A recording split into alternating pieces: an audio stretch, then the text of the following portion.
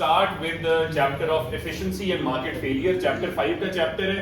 This is by far the most important chapter for essay questions. Now, I believe, again मैं कोई वो नहीं हूँ, कोई predict मतलब मेरी कोई prediction की कोई वो नहीं है, कोई game नहीं है यहाँ पे. But compared to the previous years, because ये वाला जो chapter है ये बहुत दफा essays में आता है. इसके ऊपर कभी एक्सटर्नैलिटीज के ऊपर एसेज आते हैं, कभी मेरिट डीमेरिट गुड्स के ऊपर एसेज आते हैं, कभी एफिशिएंसी के ऊपर एसेज आते हैं. लेकिन 2025 के किसी भी पेपर के अंदर हमारे वेरिएंट में ना फरवरी मार्च, ना मई जून, और अब अक्टूबर नवंबर तो अभी हुआ नहीं है, और इवन अक्टूबर नवंबर 2024 में भी 3 ऐसे पेपर गुजर चुके हैं जिनमें ये चैप्टर नहीं आया एसेज में. तो मुझे बहुत उम्मीद है कि मई जून 2026 में इस चैप्टर का एसे दोबारा आएगा इंशाल्लाह. ठीक है. सो आई बिलीव कि ये चैप्टर बहुत इसकी likelihood of it being asked in paper 4 वो बढ़ जाएगा. And the good thing is इसके एसेस मुश्किल नहीं है इतने. ठीक है. कोई एक स्पेसिफिक कुछ टाइप के क्वेश्चंस होते हैं जो मैं आपको जब चैप्टर खत्म होगा तो 3 से 4 टाइप के एसेस करवाऊंगा, उन्हीं की तरह के कोई एसेज आएंगे. इससे ज्यादा कोई मुख्तलिफ बहुत एसेज नहीं आते, आसान होते हैं इसके, इससे ज्यादा मुश्किल नहीं है. ना डायग्राम्स मुश्किल है. डायग्राम्स जो है ना इस चैप्टर के, वो ये मार्केट फेलियर जब पढ़ेंगे उसमें हम ज्यादा पढ़ेंगे, और उनके डायग्राम्स एक दो मतलब हैं सिमिलर, जिस तरह डिमांड एंड सप्लाई बनाते हैं ना उसी तरह ही बनाते हैं हम. लेकिन जब एक दो हम बनाएंगे तो आपको समझ आ जाएगी. वो कंज्यूमर थ्योरी के कुछ डिफरेंस एनालिसिस के डायग्राम्स थोड़े से ट्रिकी ज्यादा थे, इसमें इतने मुश्किल नहीं. So this is a relatively easier chapter but it is very important for essay questions. ठीक है. तो मेरी कोशिश है इंशाल्लाह आपके साथ ये नेक्स्ट वेडनेसडे तक, मैक्सिमम थर्सडे तक ये खत्म करूं अलोंग विद इट्स एसेज, ताकि मंडे और ट्यूसडे जो आपके सेशनल से पहले मंडे और ट्यूसडे होंगे उस पर रिवीजन होगी, कुछ एमसीक्यूज होंगे, सो दैट आप लोगों की प्रिपरेशन वेडनेसडे के टेस्ट के लिए अच्छी हो. जिन बच्चों ने मुझसे क्वेश्चन ये पूछा कि जी आपने कोई सेशन कल कोई एसे चेक किए हैं, तो मैंने किसी का भी एसे चेक नहीं किया बिकॉज मेरे पास टाइम नहीं था. होपफुली आज कुछ एसेस कर लूंगा, ज्यादा वीकेंड पे काम होगा. जी अब्दुल्ला. इसके ज्यादा फ्रीक्वेंटली आते हैं, लेकिन पिछले जिस तरह मैंने कहा पिछले साल इसके नहीं आए. सो आई एम एक्सपेक्टिंग के इस साल आएंगे इंशाल्लाह, लेकिन इसके बहुत ज्यादा आते हैं इस चैप्टर में. ठीक है. सो अब इस चैप्टर के अंदर एफिशिएंसी एंड मार्केट फेलियर में आज पहली चीज मैं आपको करवाऊंगा what is the difference between market output and optimum output. ठीक है. जिसमें बेसिकली ये दो चीजें करेंगे, मार्जिनल सोशल बेनिफिट और मार्जिनल सोशल कॉस्ट. ये पहले मैं आपको करवाऊंगा. उसके बाद we move to efficiency and Pareto optimality. Optimality का मतलब है जो ऑप्टिमम आउटपुट है वो मार्केट में कितना प्रोड्यूस होना चाहिए. बच्चों देखें इस चैप्टर के अंदर हमने ये पढ़ना है कि मार्केट में आउटपुट कितना प्रोड्यूस होना चाहिए, उसको ऑप्टिमम आउटपुट कहते हैं. क्योंकि अभी तक हमने खास तौर पे जब हम डिमांड एंड सप्लाई कर रहे थे एएस के अंदर, तो हमने ये पढ़ा था कि मार्केट में कितना आउटपुट प्रोड्यूस होता है. तो मार्केट में कितना आउटपुट प्रोड्यूस होता है जहां demand and supply are equal. ठीक है. उसी तरह की चीज हम यहां पे करेंगे, राइट. लेकिन इस चैप्टर में हमारा मेजर फोकस होगा कि मार्केट में आउटपुट कितना प्रोड्यूस होना चाहिए, what is the optimum output that should be produced. ठीक है. एंड उसी से रिलेटेड हम ये एफिशिएंसी पढ़ेंगे. 3 तरह की एफिशिएंसीज है जो बड़े डिटेल में करवाऊंगा इंशाल्लाह. कल होपफुली ये कर लेंगे, और फिर इंशाल्लाह मैं आपको मार्केट फेलियर स्टार्ट करवाऊंगा मंडे से ही. मंडे की क्लास बहुत जरूरी होगी. ये ओवरऑल चैप्टर बहुत जरूरी है, बाकी सब चैप्टर्स की तरह ही, बट बिकॉज इसके एसेस बहुत इंपॉर्टेंट है तो this is gonna be a very very important chapter. ठीक है. सो उसमें मार्केट फेलियर के हम रीजंस करेंगे, मार्केट फेलियर के रीजंस क्या हैं, और यहां पे हम डायग्राम्स करेंगे. ठीक है. को 5-6 डायग्राम्स इनके बनेंगे, और फिर हम एंड पे करेंगे कि गवर्नमेंट मार्केट फेलियर को कैसे ठीक कर सकती है. ठीक है. So let's start this chapter by going through the difference between marginal social benefit and marginal social cost. देखिए मार्जिनल सोशल बेनिफिट और सोशल कॉस्ट करने से पहले इस चैप्टर के अंदर आपको यह पता होना चाहिए कि what is a business activity. एक बिजनेस एक्टिविटी क्या होती है. ठीक है. और एक बिजनेस एक्टिविटी में कौन कौन सी कॉस्ट होती हैं, कौन कौन सी बेनिफिट्स होते हैं, और कौन लोग बिजनेस एक्टिविटी में इन्वॉल्व होते हैं और कौन लोग बिजनेस एक्टिविटी से अफेक्टेड होते हैं. ठीक है. पहले यह पता होना चाहिए, उसके बाद फिर आगे चलते हैं. ठीक है. कॉस्ट और बेनिफिट्स करते हैं. ठीक है. आ रहे हैं. सबसे पहले बिजनेस एक्टिविटी, इसको इकोनॉमिक एक्टिविटी भी कहते हैं. बिजनेस / इकोनॉमिक एक्टिविटी क्या होती है. बिजनेस या economic activity is anything that involves some sort of a production और अ कंजम्पशन। कोई भी चीज कंज्यूम हो रही है या प्रोड्यूस हो रही है उसको हम बिजनेस एक्टिविटी कहते हैं। तो अगर किसी चीज में प्रोडक्शन या कंजम्पशन इन्वॉल्व है हम कहते हैं कि वो इकोनॉमिक या बिजनेस एक्टिविटी है। So what is a business activity? Anything that involves production and consumption. ठीक है, ये बिजनेस एक्टिविटी होती है पहली चीज। दूसरा, कौन लोग बिजनेस एक्टिविटी से अफेक्ट होते हैं? पहले तो अफेक्ट तो दूर की बात है, पहले तो अफेक्ट वाली चीज बाद में करते हैं। पहले हम ये कहते हैं कि कौन लोग बिजनेस एक्टिविटी में इन्वॉल्व होते हैं। कौन होते हैं बिजनेस एक्टिविटी में इन्वॉल्व? दो तरह के लोग। कौन? Producer and consumer.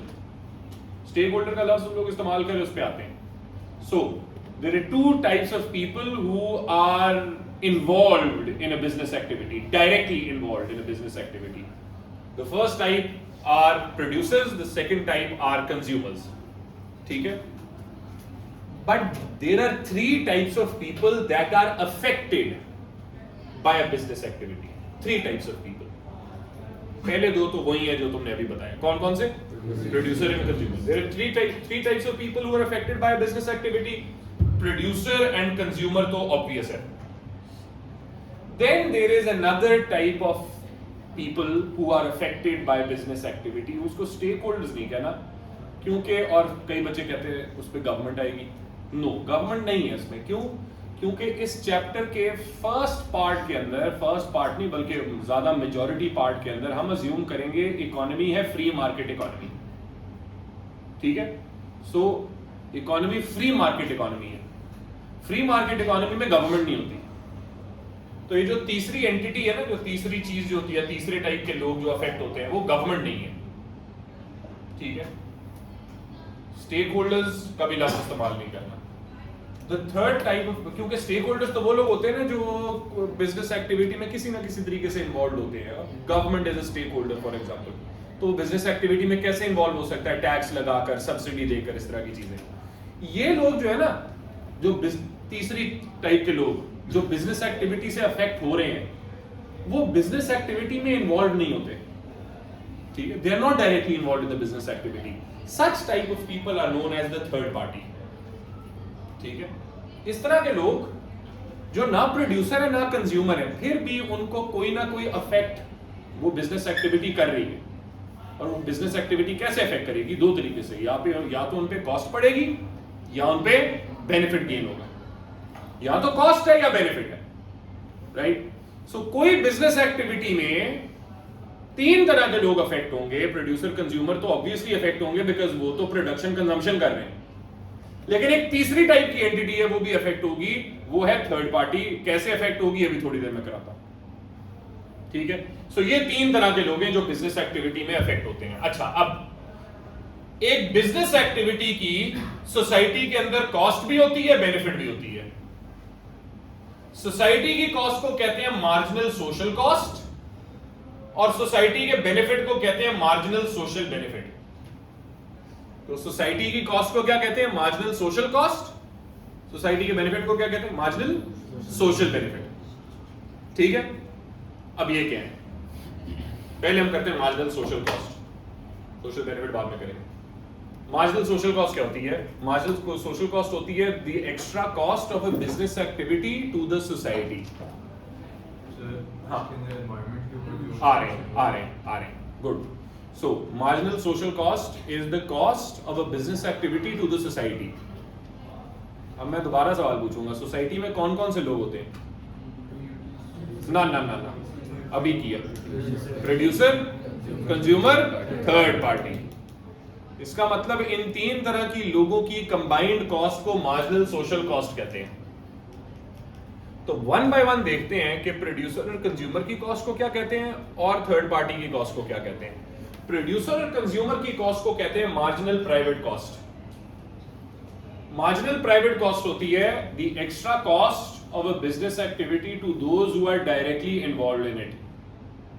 कौन लोग डायरेक्टली इन्वॉल्व होते हैं बिजनेस एक्टिविटी में? Producer and consumer. So people who are directly involved in the business activity are producer and consumers. उनकी जो कॉस्ट है उसको मार्जिनल प्राइवेट कॉस्ट कहते हैं। ठीक है, जैसे अगर मैं केमिकल्स बनाता हूं, मेरी एक केमिकल फैक्ट्री है, वो केमिकल्स बना रही है, ठीक है, साल की मुझे कॉस्ट उस केमिकल फैक्ट्री से पड़ती है $3 मिलियन टू प्रोड्यूस केमिकल्स। तो वो जो मेरी कॉस्ट ऑफ प्रोडक्शन है $3 million, this is basically the marginal private cost of producing chemicals. ये केमिकल्स की मार्जिनल प्राइवेट कॉस्ट है। कंजम्पशन की कॉस्ट मैंने इनकॉर्पोरेट करा, मैं सिर्फ प्रोडक्शन की कॉस्ट कर रहा हूं। सो जो मैंने केमिकल्स बनाए हैं इसकी कॉस्ट पड़ी थी मुझे $3 मिलियन। तो ये $3 मिलियन क्या है? ये केमिकल्स की मार्जिनल प्राइवेट कॉस्ट है। प्राइवेट कॉस्ट वो होती है जो उन लोगों की होती है जो डायरेक्टली इन्वॉल्व हो बिजनेस एक्टिविटी में। हाँ सर, मार्जिनल तो एक्स्ट्रा पे होती है, तो ये तो पूरे साथ क्या बता रहे हैं? हाँ ना, याद रखें, मार्जिनल बिल्कुल सही कह रही हो, एक्स्ट्रा है। Thank you.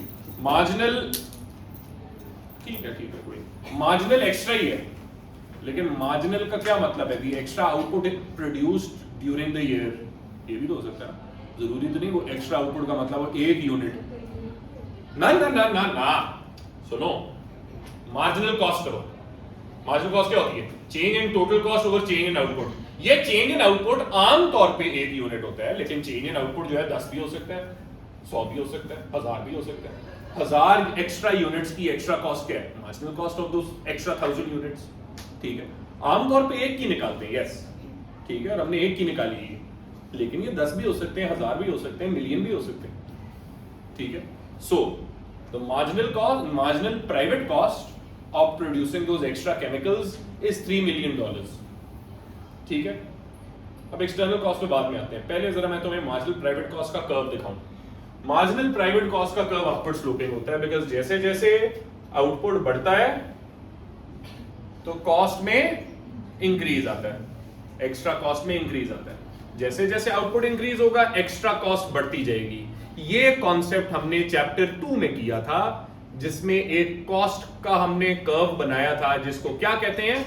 Marginal cost curve. Marginal cost curve कैसा बनाया था? ऐसा बनाया था, टिक शेप कर्व। ठीक है, थोड़ा सा फॉल होता है फिर राइज होता है, लॉ ऑफ डिमिनिशिंग रिटर्न्स।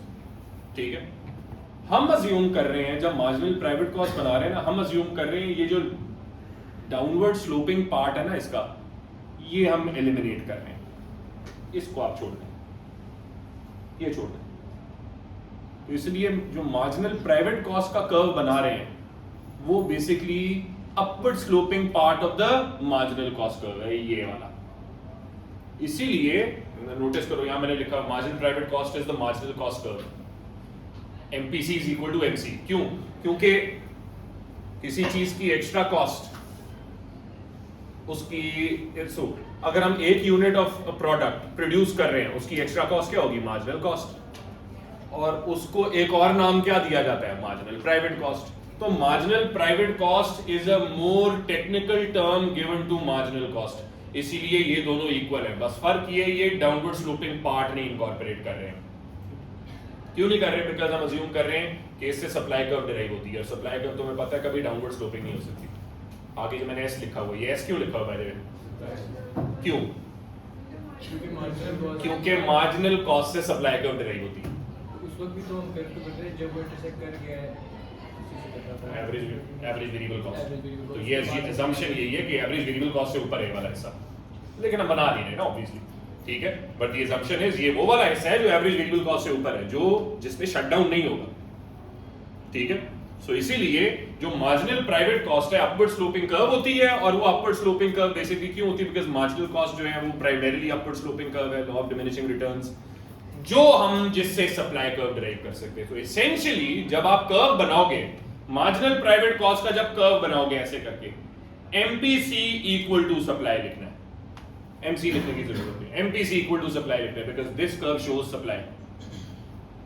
ठीक है, ये हो गया MPC, समझे? अब आते हैं मार्जिनल सोशल कॉस्ट। तो मार्जिनल सोशल कॉस्ट क्या होती है? सोसाइटी की कॉस्ट। ठीक है ना, तुम लोगों ने कहा मार्जिनल सोशल कॉस्ट क्या होती है? सोसाइटी की कॉस्ट किसी बिजनेस एक्टिविटी में। सोसाइटी में कौन कौन आता है दोबारा बताओ? Consumer, producer, third party. Consumer producer की कॉस्ट है marginal private cost. Third party की कॉस्ट क्या है? Marginal external cost.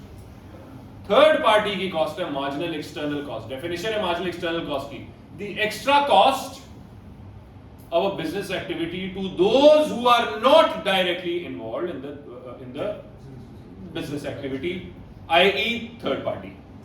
That is the third party. So dobara, marginal external cost is the extra cost of a business activity to the third party who are not directly involved in that business activity. तो वो लोग जो business activity में directly involved नहीं है उनकी cost है marginal external cost. Example, मैं chemicals बनाए, ठीक है, केमिकल्स बनाए, उसकी कॉस्ट ऑफ प्रोडक्शन पड़ी मुझे $3 मिलियन। ये $3 मिलियन क्या है? Marginal private cost. ये मार्जिनल प्राइवेट कॉस्ट है, ठीक है। केमिकल्स बनाने के दौरान मैंने वेस्ट जो केमिकल से निकला उसको डंप किया है, ठीक है। डंपिंग की वजह से पोल्यूशन हुई है।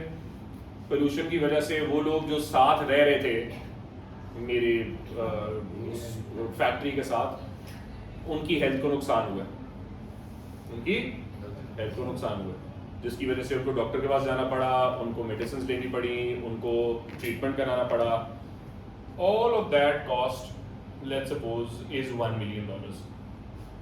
$1 मिलियन की उनको कॉस्ट पड़ी है जो लोग बेचारे साथ रह रहे थे। अब मुझे बताओ, ये लोग जो बेचारे साथ रह रहे थे जिनकी हेल्थ को नुकसान हुआ, क्या इन्होंने केमिकल्स बनाए? नहीं। तो क्या इन्होंने केमिकल्स कंज्यूम किए? नहीं, केमिकल्स कंज्यूम भी इन्होंने नहीं किए। इसके बावजूद ये इफेक्ट हो रहे हैं, इसके बावजूद इन पे कॉस्ट पड़ी है। तो ये कॉस्ट क्या है? Marginal external cost. और सोसाइटी की कॉस्ट टोटल क्या है? $4 मिलियन। ऐड करें दोनों को, ठीक है। इस सोसाइटी की कॉस्ट में से $3 मिलियन तो मैं पे कर रहा हूं, लेकिन मुझे पे कितनी करनी चाहिए थी? 4, क्योंकि मेरी वजह से ही तो उन बेचारों को नुकसान हो रहा है। तो मुझे अगर, लेकिन और सोचो, अब ये अभी मैं नहीं करा रहा, मार्केट फेलियर में करेंगे, लेकिन अगर मैं वो $1 और मिलियन पे करता, तुम लोग जो भी हेल्थ के जिनके नुकसान हो रहे हैं वो मैं पे करता उनका, तो अगली दफा अगले साल मैं केमिकल ज्यादा बनाता है कम बनाता, क्योंकि मेरी कॉस्ट बढ़ जाती, तो मैं कम बनाता केमिकल, जिसकी वजह से वो मार्केट फेलियर कम हो जाता। लेकिन अब मैं क्या कर रहा हूँ? कम बना रहे हैं, ज्यादा बना रहे हैं, ज्यादा। इसको ओवर प्रोडक्शन कहते हैं, ओवर एलोकेशन। और याद रखना, आगे करेंगे, ओवर एलोकेशन से मार्केट फेलियर होता है, ओवर एलोकेशन से भी होता है, अंडर एलोकेशन से करेंगे इंशाल्लाह। हाँ, कंज्यूमर थर्ड पार्टी भी हो सकते हैं क्या? कंज्यूमर और थर्ड पार्टी एक साथ एक सेम हो सकते हैं? नहीं, कभी एक हो सकती है, तो नहीं। भी क्या होगा है? ओहो, ठीक है, अच्छा सवाल है एक्चुअली। ये हैदर कह रहा है कि जी कंज्यूमर और थर्ड पार्टी एक ही हो सकते हैं? कभी भी नहीं हो सकते, कभी भी नहीं। तो हैदर कह रहा है कि जी अगर फिर वो उसने कंज्यूम किया है, केमिकल कंज्यूम किया है, साथ में उसकी हेल्थ भी खराब होगी। केमिकल कंज्यूम कैसे करना है? ऑब्वियसली खाना नहीं है, लेकिन केमिकल कंज्यूम कैसे करेगा वो? कि फॉर एग्जांपल वो मैंने केमिकल्स बनाए, तो तुमने केमिकल्स कंज्यूम करने फर्टिलाइजर्स में डालने, लेकिन वो करते करते तुम्हारी हेल्थ को नुकसान हो गया। अभी भी तुम डायरेक्टली इन्वॉल्व हो, तुम्हारी कंजम्पशन से तुम्हारी हेल्थ को नुकसान हुआ, तो थर्ड पार्टी नहीं बने तुम, ठीक है। थर्ड पार्टी उस वक्त बनते जब ना तो तुम कंज्यूम कर रहे हो ना प्रोड्यूस कर रहे हो, बस ऐसे ही बेचारे तुम जो है वो हेल्थ का नुकसान हो गया, ठीक। हाँ, जैसे हमने फर्टिलाइजर्स के तौर पे यूज करें, तो फिर जो उन फर्टिलाइजर्स से उगे हुए जो क्रॉप्स खाते हैं लोग, वो भी इफेक्ट होंगे, वो थर्ड पार्टी ना वो एक्सटर्नल, क्योंकि वो केमिकल्स तो नहीं इस्तेमाल करे ना, they are eating food, they are not eating chemicals, समझ आए? तो इसलिए they are not consumers in this case, they are just third party, ठीक है। एक मिनट, मैं क्वेश्चंस पे आ रहा हूं, एक मिनट मुझे जरा ये बनाने दो। अब मैंने तुम लोगों के लिए marginal private cost equal to supply curve ये बनाया, ठीक है। सोशल अगर एक्सटर्नल कॉस्ट ऐड करो, एक्सटर्नल कॉस्ट इनकॉर्पोरेट करो, तो सोशल कॉस्ट का कर्व किधर बनना चाहिए? ऊपर या नीचे? इधर राइट या लेफ्ट नहीं लिखना, अप डाउन लिखना है। तो मार्जिनल सोशल कॉस्ट किधर बनेगा अगर एक्सटर्नल कॉस्ट मैंने ऐड कर दिया? डाउन कह रहे हैं बच्चे, इधर बनेगा। मार्जिनल एक्सटर्नल कॉस्ट ऐड हो रहा है तो ऊपर जाएगा ना। ज़ैनब क्या कर रही है? अब तू पता है राइट और डाउन क्यों कह रही है? क्योंकि तेरे माइंड में वो डाउन नहीं है, तेरे माइंड में वो राइट है। और ये बच्चे क्या सोचते हैं कि सप्लाई कर्व जैसा ही है, मोमेंट मैंने तेरा मुंह तोड़ देना है, क्योंकि ये मैंने तुझे तीसरी दफा देखा है कि तूने पीछे उस बच्चे से बात कर रहा है, उसको तो समझ आ नहीं रही और मुझे पता है तुझे भी समझ कोई नहीं आ रही, लेकिन मुझे इरिटेट कर रहा है ये तुम बात कर रहे हो।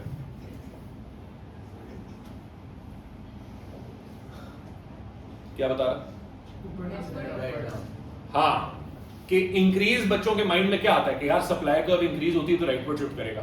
अब ये देखो, कॉमन सेंस इस्तेमाल करो ना। अब स्टूडेंट्स तुम लोग अब 18-19 साल के हो तो कॉमन सेंस होनी चाहिए। सप्लाई कर्व इंक्रीज होता है तो राइटवर्ड शिफ्ट क्यों करता है? क्योंकि सप्लाई है ना, क्वांटिटी सप्लाइड एक्स एक्सिस में होती है। ये क्या है? ये क्या है? कॉस्ट। वो कहां पे है? Y axis. तो जब इंक्रीज होगी तो अप, इसलिए मैंने कहा है राइटवर्ड लेफ्टवर्ड ना याद रखो, अपवर्ड डाउनवर्ड याद रखो। ठीक है, मुझे पता है माशाल्लाह मैं अच्छा टीचर हूँ, तो उसकी वजह से अब तुम लोगों को और अच्छी समझ आ गई है, मुझे पता है। वो सब बच्चे ऐसे तो करोगे, हाँ यार सर ने बड़ा कमाल बताया। ये एक्चुअली मैंने कमाल नहीं बताया, ये कॉमन सेंस है, ये तुम लोगों को अब आनी चाहिए, ये कॉमन सेंस। ठीक है, तो रादर दिन तुम कहोगे सर ने बड़ा अच्छा कराया, मैं तुम्हें जज करूंगा ये इन बच्चों में कॉमन सेंस नहीं है। सो समझ आइए, ठीक है। इस वजह से ये देखो, मार्जिनल प्राइवेट कॉस्ट अगर ये है तो मार्जिनल सोशल कॉस्ट जो है वो ऊपर जाएगी, बिकॉज एक्सटर्नल कॉस्ट ऐड हो रही है उसके अंदर। ठीक है, लेकिन अगर फॉर एग्जांपल मैं कहूं एक ऐसा गुड है जिसमें कोई एक्सटर्नल को, ये बड़ी इंपॉर्टेंट चीज बता रहा हूं क्योंकि जब मार्केट फेलियर के डायग्राम मैं बनाऊंगा ना, उसमें ये वाली चीज मैं बहुत इस्तेमाल करूंगा। क्या वाली चीज? कि मैं अज्यूम करता हूं एक ऐसा गुड है जिसमें कोई एक्सटर्नल कॉस्ट है ही नहीं, एक ऐसा गुड है जिसमें कोई एक्सटर्नल कॉस्ट नहीं है, तो फिर उसका सोशल कॉस्ट कहां बनेगा? Marginal social cost. एग्जैक्टली, ये बनेगा, एमएससी के इक्वल हो जाएगा, ये नहीं बनेगा क्योंकि एक्सटर्नल कॉस्ट जीरो है। और ये जब मार्केट फेलियर के डायग्राम बनाएंगे तो उसमें ये इस तरह की बड़ी दफा मैं चीजें इस्तेमाल करूंगा। ठीक है, सो marginal private cost is the cost of those who directly involved, external cost is the cost of the third party. Add करेंगे तो सोशल कॉस्ट बनती है और वो ऊपर जाएगी, ऊपर जाएगी नहीं मतलब ऊपर बनेगी। Marginal social cost will be above the marginal private cost. Now, is that always true? No, it won't be. It won't be.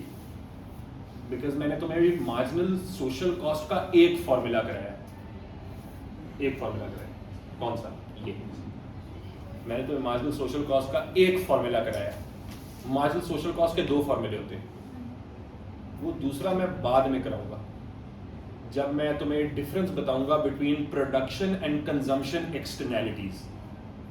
ठीक है, तो उस वक्त मैं तुम्हें बताऊंगा कि एक्चुअली कभी कभी मार्जिनल सोशल कॉस्ट का फॉर्मूला, अभी तुम्हें आने की जरूरत नहीं है, वो ये होगा marginal private cost minus marginal external benefit. ये उस वक्त करेंगे। अभी जो ये वाला फॉर्मूला है पहले ये तो याद करो ना, ये आसान वाला है, राइट। सो ये जब ऐड हुए हैं प्राइवेट कॉस्ट और एक्सटर्नल कॉस्ट, सोशल कॉस्ट ऊपर बना है। कोई सवाल? थर्ड पार्टी ना, डीमेरिट गुड नहीं जरूरी। इसको कहते हैं, ज़ैनब गौर से सुनो, इसको कहते हैं वो गुड जिनमें एक्सटर्नल कॉस्ट होती है ना, उसको कहते हैं नेगेटिव एक्सटर्नैलिटीज। होती है बट जरूरी नहीं। जैसे चलो सिगरेट्स में नेगेटिव एक्सटर्नैलिटी होगी, लेकिन मैं जंक फूड खाऊं उससे तुम्हें नुकसान क्या होगा? अच्छा, आज एक बच्ची ने, मैंने जब ये एग्जांपल दी है, पैरागॉन की बच्ची ने एक एग्जांपल दी है कि सर वो अच्छा अगर आप जंक फूड खाएं आप बीमार हो जाएंगे और आप हॉस्पिटलाइज हो जाएंगे, उसकी वजह से हमारे लिए अगर हमने हॉस्पिटल जाना है तो हमारे लिए जगह नहीं होगी, आप बिस्तरा खा जाएंगे। अगर इतना लंबा चौड़ा सोचोगे तो फिर तो हर किसी में एक्सटर्नल कॉस्ट है कोई ना कोई। ठीक है, तो लेकिन मतलब बेसिकली मकसद ये कहने का कि जरूरी नहीं है कि जो डीमेरिट गुड है उसमें एक्सटर्नल कॉस्ट हो, बट हम करेंगे उसको। तो जब डायग्राम बनाएंगे तो डीमेरिट गुड में एक्सटर्नल कॉस्ट इनकॉर्पोरेट करेंगे।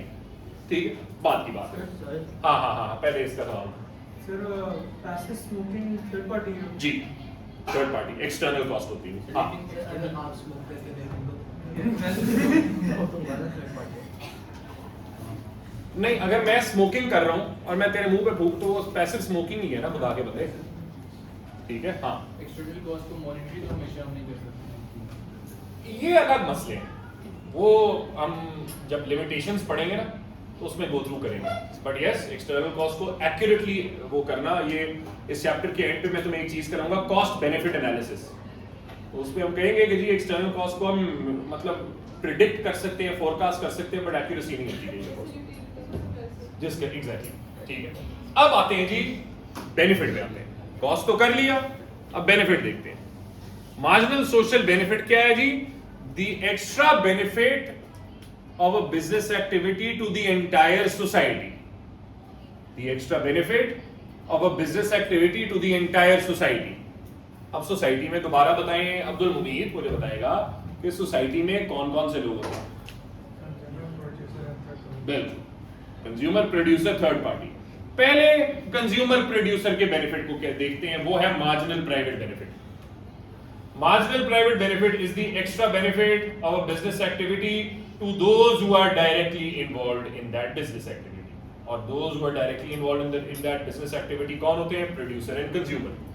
ठीक है, तो for example एक फर्म है, चलो नेस्ले, लेट्स सपोज हम सब नेस्ले में काम कर रहे हैं। नेस्ले हमें ट्रेनिंग देता है, 2 महीने का ट्रेनिंग प्रोग्राम हमें करवाता है, कॉस्ट हमारे से कोई नहीं लेता, हमें ट्रेनिंग प्रोग्राम करवाता है ताकि हमारी प्रोडक्टिविटी बढ़े। 2 महीने बाद हमारी प्रोडक्टिविटी बढ़ जाएगी, प्रोडक्टिविटी बढ़ने से नेस्ले के प्रॉफिट क्या होंगे? ज्यादा। लेट्स सपोज ओवरऑल उसका नेस्ले के प्रॉफिट जो है ना वो $2 मिलियन से बढ़ गए हैं। तो नेस्ले के प्रॉफिट जो $2 मिलियन से बढ़े हैं, ये ट्रेनिंग का मार्जिनल प्राइवेट बेनिफिट है, क्योंकि Nestle is directly involved in the business activity. What is that business activity? Production of training, training की प्रोडक्शन। तो ट्रेनिंग की जो प्राइवेट मार्जिनल प्राइवेट बेनिफिट है, दैट इज $2 मिलियन, बिकॉज वो Nestle के profits increase हुए हैं उस ट्रेनिंग की वजह से। ठीक है, अब एक्सटर्नल बेनिफिट पे बाद में आते हैं, पहले इसका कर्व देखेंगे। मार्जिनल प्राइवेट बेनिफिट का कर्व डाउनवर्ड स्लोपिंग होता है। क्यों? एक तो कॉमन सेंस कहती है कि जैसे जैसे प्रोडक्शन कंजम्पशन बढ़ेगी, जो एक्स्ट्रा बेनिफिट है वो गिरता रहेगा, ये कॉमन सेंस भी कहती है। दूसरा, हमने अभी एक लॉ पढ़ा है, law of diminishing marginal utility. Law of diminishing और marginal utility in simple words क्या है? Benefit, extra benefit. कि जी जितना एक कंज्यूमर कंज्यूम करेगा उसका जो बेनिफिट है, एक्स्ट्रा बेनिफिट या उसकी एक्स्ट्रा सेटिस्फैक्शन कम होगी। इसीलिए क्योंकि marginal private benefit is actually marginal utility, तो डाउनवर्ड स्लोपिंग कर्व बनते हैं। याद रखो, marginal utility is also the demand curve. Always remember, marginal utility से डिमांड कर्व डिराइव होती है। मार्जिनल यूटिलिटी से डिमांड कर्व डिराइव होती है। बाय द वे, तुम लोगों ने वो एमसीक्यूज किए हैं जो मैंने तुम लोगों को 30 भेजे थे कंज्यूमर थ्योरी के? नहीं किया? चलो मैं बाद इसकी मार्क्सिंग का भेजेंगे आप। बेटा तो पहले कर तो सही, या तूने उसको छापा मार के आंसर लिख देना, तूने क्या मैंने कर दी? कौन सी चैप्टर कौन सा था कंज्यूमर थ्योरी का? 1। कौन सी दुनिया में आजकल तू अजीब अजीब सवाल पूछ। खुदा के बंदो प्लीज वो कर लो, क्योंकि वो एमसीक्यूज वो तो नहीं, लेकिन कंज्यूमर थ्योरी के एमसीक्यूज आपके सेशनल में मैंने डाले हुए, और वो हैं भी सिर्फ 30 घंटा लगेगा। एक्चुअली घंटा भी नहीं लगेगा, ठीक है, it will take less than an hour. So वो 30 एमसीक्यूज कर लो, कोशिश करो जितना जल्दी करो, ताकि तुम मेरे से सवाल पूछो। उसमें कुछ सवाल मुश्किल है, थोड़े से सवाल मुश्किल है। उनमें से एक सवाल ये था, एक डिमांड कर्व बनाई थी ऐसे, मुझे इसे याद आई जो मैंने तुम्हें बताया ना कि मार्जिनल यूटिलिटी से डिमांड कर्व निकलती है। एक्चुअली मार्जिनल यूटिलिटी से डिमांड कर्व निकलती नहीं, मार्जिनल यूटिलिटी डिमांड कर्व है, उसकी डेरिवेशन। ठीक है, याद रखो, law of diminishing marginal utility और law of equi marginal utility, दोनों से डिमांड कर्व डिराइव होती है। दोनों मैं करवा चुका हूं, 5 स्टेप्स याद होंगे तुम लोगों को। ठीक है, तो फिर एक सवाल था ये, एक्चुअली नहीं नेट नहीं आ रहा तो फायदा नहीं है, चल रहा है लेकिन उस पर टाइम लगेगा। ये डिमांड कर्व उसने बनाई थी, ये था पॉइंट एक्स। ठीक है, और इस क्वेश्चन में फिर वो उसने पूछा था which of the following is maximised, नहीं वहां, which of the following is maximised at point X, which of the following is maximised at point X. उसने लिखा हुआ था A total revenue, B marginal utility, C total utility, D पता नहीं कुछ और टोटल यूटिलिटी। बता दे भैया, क्योंकि demand curve marginal utility show करती है ना, तो जब मार्जिनल यूटिलिटी 0 होती है तो उस वक्त टोटल यूटिलिटी क्या होती है? मैक्सिमम। ठीक है, तो इस तरह के सवाल हैं जो तुम्हें आने चाहिए। सुन ले ठीक है, समझ आई? सो वो प्लीज वो 30 एमसीक्यूज करो ताकि इस तरह के क्वेश्चन तुम सॉल्व कर सको। खैर एनीवे, सो ये जो मार्जिनल प्राइवेट बेनिफिट का कर्व बना है, क्योंकि ये मार्जिनल यूटिलिटी के इक्वल है और क्योंकि ये एवरेज रेवेन्यू के भी इक्वल है। By the way, marginal private benefit is also determined by average revenue, not MR, AR, MR नहीं, एआर से मार्जिनल प्राइवेट बेनिफिट भी डिटरमिन होता है। तो क्योंकि ये दोनों चीजें डिमांड दिखाती हैं, तो एसेंशियली हम ये कह सकते हैं कि जो मार्जिनल प्राइवेट बेनिफिट है, this is also the demand curve of the product. तो हमने इस चैप्टर के अंदर दोबारा डिमांड एंड सप्लाई डिटरमिन कर लिए। डिमांड क्या था? Marginal private benefit. सप्लाई क्या था? Marginal private cost. इस पे आ रहे हैं अभी थोड़ी देर में, मैं भी ये करवाता हूं कि इसका क्या मतलब है। ठीक है, so so marginal private benefit demand के इक्वल है, मार्जिनल प्राइवेट कॉस्ट सप्लाई के इक्वल थी। मैं तुम्हें बता दिया क्यों मार्जिनल प्राइवेट बेनिफिट डिमांड के इक्वल है, क्योंकि मार्जिनल यूटिलिटी और एवरेज रेवेन्यू दोनों डिटरमिन करते हैं। ठीक है, अच्छा अब आते हैं मार्जिनल सोशल बेनिफिट पे। मार्जिनल सोशल बेनिफिट क्या है? मार्जिनल सोशल बेनिफिट है मार्जिनल प्राइवेट बेनिफिट जो उन लोगों का बेनिफिट है जो डायरेक्टली इन्वॉल्व है, और फिर किसका बेनिफिट रह गया? थर्ड पार्टी का। थर्ड पार्टी के बेनिफिट को कहते हैं marginal external benefit. Marginal external benefit is the benefit of the third party of a business activity who are not directly involved in the business activity. Third party का फायदा।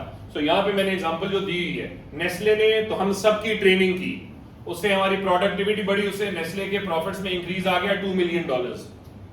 तो ये marginal private benefit है। लेकिन हम में से कुछ वर्कर्स नेस्ले को छोड़ के लेट्स सपोज कोक के पास चले जाते हैं।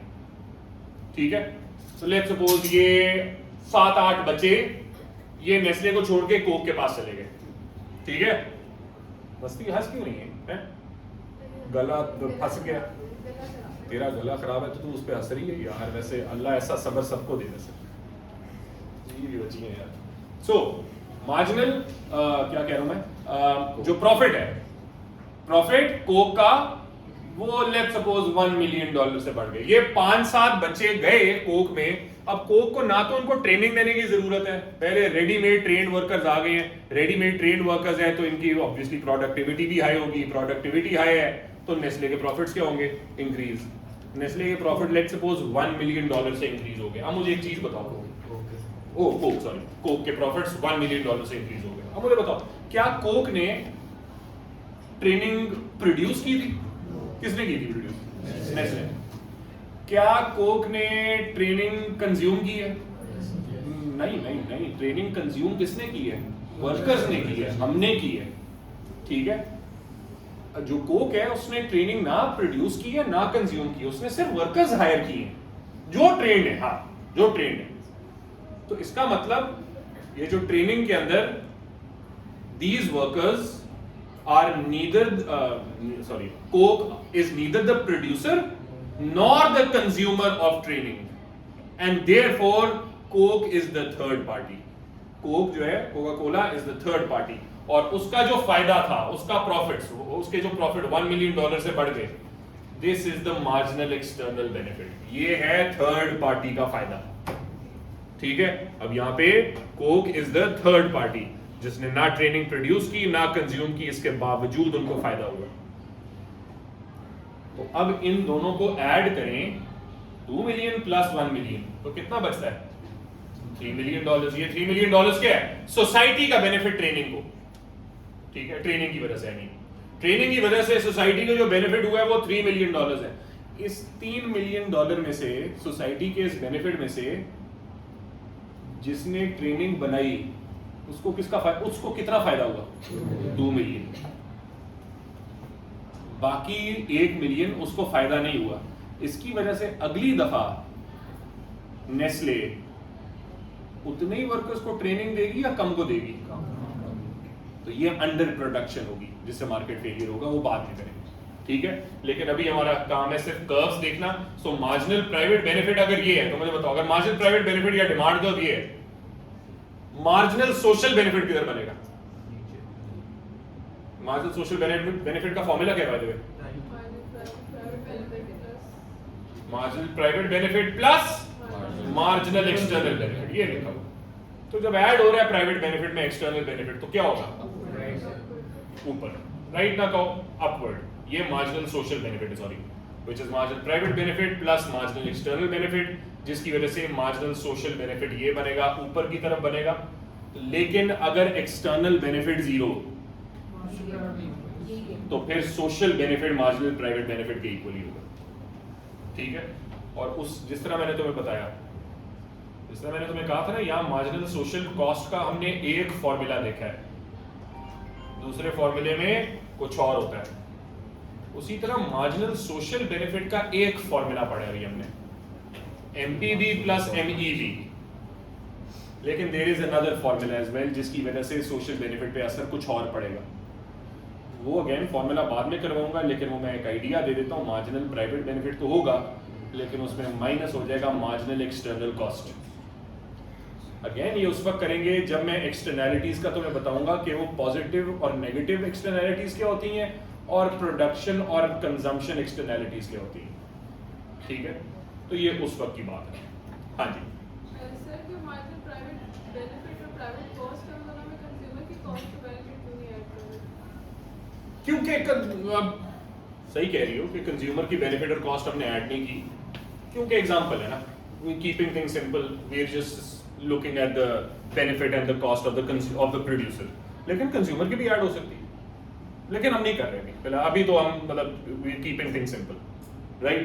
अच्छा, नाउ वो एमपीवी का समझ नहीं आया कि वो डाउनवर्ड स्लोपिंग क्यों है, क्योंकि नेस्ले वाले एग्जांपल में तो $2 मिलियन का प्रॉफिट हो रहा है। हाँ, तो उसका लेकिन सुन $2 मिलियन का प्रॉफिट हुआ है, लेकिन जितने और एक्स्ट्रा वर्कर्स को ट्रेनिंग और दी जाएगी, ये एक्स्ट्रा बेनिफिट कम होता रहेगा, समझ रहे हो? क्योंकि marginal utility, law of diminishing marginal utility और एवरेज रेवेन्यू दोनों कम होते हैं जैसे जैसे प्रोडक्शन या कंजम्पशन बढ़े। तो इसी वजह से और वर्कर्स को आप ट्रेनिंग दोगे तो वो मतलब टोटल बेनिफिट तो बढ़ेगा, टोटल बेनिफिट बढ़ रहा है नेस्ले के लिए, लेकिन एक्स्ट्रा बेनिफिट कम होता जाएगा, इसलिए डाउनवर्ड स्लोप है। ठीक है, बड़ा अच्छा सवाल है आपका, वेरी गुड, शाबाश। अच्छा, अब आते हैं मार्केट, वो जो मेन चीज हमने करनी थी, मार्केट आउटपुट और ऑप्टिमम आउटपुट में क्या फर्क है भाई? सुनो, ये हम कर चुके हैं, एएस से करते आ रहे हैं, बल्कि जिन्होंने ओ लेवल्स में इकोनॉमिक्स पढ़ी है उन्होंने ओ लेवल्स में भी किया होगा। मार्केट में आउटपुट प्रोड्यूस कैसे होता है? इक्विलिब्रियम पे, और इक्विलिब्रियम मार्केट में कहां होता है? जहां डिमांड एंड सप्लाई इक्वल। इस चैप्टर के अंदर डिमांड का लफ्ज हमने, या डिमांड का नाम जरा हमने चेंज कर दिया। क्या कहा है उसको? Marginal private benefit. Cost is the name of the supply curve. So marginal private cost is the name given to the supply curve because it is an upward sloping curve, ये, and marginal private benefit is the name given to the demand curve because it is a downward sloping curve. जहां ये दोनों meet हो रहे हैं, MPV और MPC, वहां पे मार्केट आउटपुट प्रोड्यूस करती है। ये मार्केट में आउटपुट प्रोड्यूस होता है, लेकिन ये ऑप्टिमम नहीं है। ऑप्टिमम आउटपुट के लिए एक तो इंशाल्लाह कल की क्लास में परेटो ऑप्टिमैलिटी पढ़ेंगे, लेकिन मैं तुम्हें एक आइडिया पहले से दे रहा हूं। ऑप्टिमम आउटपुट के लिए वो आउटपुट बनेगा जहां मार्जिनल सोशल बेनिफिट और मार्जिनल सोशल कॉस्ट इक्वल होंगे। इसको परेटो ऑप्टिमैलिटी कहते हैं, ठीक है, एमएसडी इक्वल टू एमएससी। इसको परेटो ऑप्टिमैलिटी कहते हैं, एलोकेटिव एफिशिएंसी कहते हैं। इंशाल्लाह कल कराऊंगा, और कल हम इंशाल्लाह सारी एफिशिएंसीज करेंगे, परेटो ऑप्टिमैलिटी करेंगे क्या होती है, ठीक है। एंड ऑब्वियसली मार्केट फेलियर को शायद एटलीस्ट मैं स्टार्ट कर दूं एटलीस्ट। क्या assumption है? assumption नहीं, मार्केट में आउटपुट कितना बनता है जहां डिमांड सप्लाई इक्वल है, ये तो रियलिटी है। मार्केट में आउटपुट कितना बनना चाहिए जहां मार्केट एफिशिएंसी अचीव कर रही है। वो एफिशिएंसी कैसे अचीव होगी? जहां marginal social benefit marginal social cost के इक्वल होगी। ये असम्पशन नहीं है, this is a genuine fact, ठीक है। बट वैसे बाय द वे, क्या नाम है तेरा? अब्दुल मुमीद, ये तुम लोगों ने अगर याद हो, सुन, अगर तुम्हें याद हो, तुमने पॉजिटिव और नॉर्मेटिव स्टेटमेंट्स पढ़ी हैं एएस के अंदर। Positive statement is based on facts. One of the types of facts जो पॉजिटिव स्टेटमेंट्स में आते हैं वो है एफिशिएंसी है कि नहीं है, क्योंकि हम एफिशिएंसी को प्रूव कर सकते हैं, इक्विटी को नहीं कर सकते। तो ये जो चीज है ये ओपिनियन नहीं है, ये फैक्ट है, क्योंकि एफिशिएंसी है और वो एमएसबी इक्वल टू एमएससी हम एक्चुअली फैक्चुअली प्रूव करेंगे। तो कल इंशाल्लाह करते हैं। कोई और सवाल?